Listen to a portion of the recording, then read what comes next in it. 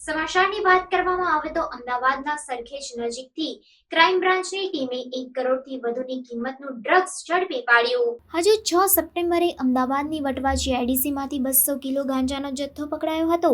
આ બનાવને હજુ 6 દિવસ જ થયા છે ત્યાં ફરી એક વખત અમદાવાદ ક્રાઇમ બ્રાન્ચે સરખેજ નજીકથી અંદાજે 1 કરોડથી વધુની કિંમતનો 1 કિલો એમડી ડ્રગ્સ ઝડપી પાડ્યું છે।